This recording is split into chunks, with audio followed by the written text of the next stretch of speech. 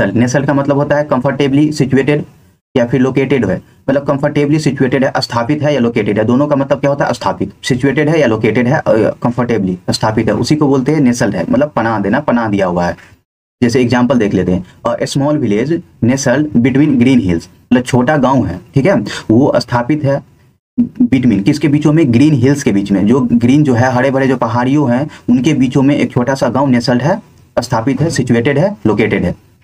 चलिए नेक्स्ट चलते हैं फ्रस्ट्रेटेड। फ्रस्ट्रेटेड का मतलब होता है फीलिंग अपसेट या फिर envied due to inability to achieve something, मतलब फ्रस्ट्रेटेड है, हताश है, निराश है। अगर हिंदी में इसको बोलेंगे तो हताश या निराश बोलेंगे, मतलब कुछ न पाने की वजह से वो क्या है, निराश है, हताश है, जो अचीव करना चाहिए कुछ इनएबिलिटी अयोग्यता के कारण वो अचीव नहीं कर पाया है, ठीक है, इसके लिए वो क्या है, हताश है, निराश है, उसी को फ्रस्ट्रेटेड बोलेंगे, ठीक।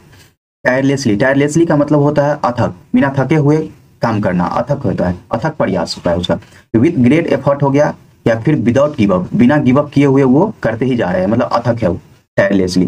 प्रायोरिटीज का मतलब होता है प्राथमिकता देना, ठीक है, हिंदी में उसको बोलेंगे प्राथमिकता देना। जैसे स्टूडेंट के लिए सबसे पहली प्राथमिकता क्या होती है, पढ़ाई, ठीक है, जो वर्कर होते हैं, जो काम करने वाले होते हैं, उसके लिए पहली प्रायोरिटीज क्या होती है, उनकी काम, ठीक है, तो वही होती है प्रायोरिटीज। टू अरेंज करना या डील करना with in order of importance, मतलब पहले इंपोर्टेंस किसको आप दे रहे हैं वो। चलिए रिवार्ड, रिवार्ड का मतलब होता है give up something in return for effort और अचीवमेंट्स।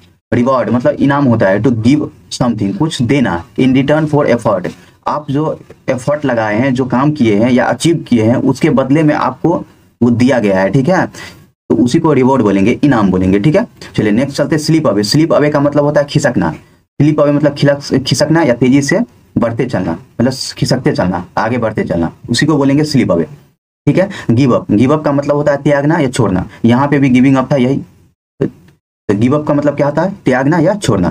चलिए ब्लिंक, ब्लिंक का मतलब होता है पलक झपकना या झिलमिलाना, ब्लिंकिंग करना मतलब पलक झपकाना या ब्लिंकिंग झिलमिलाना, ठीक है।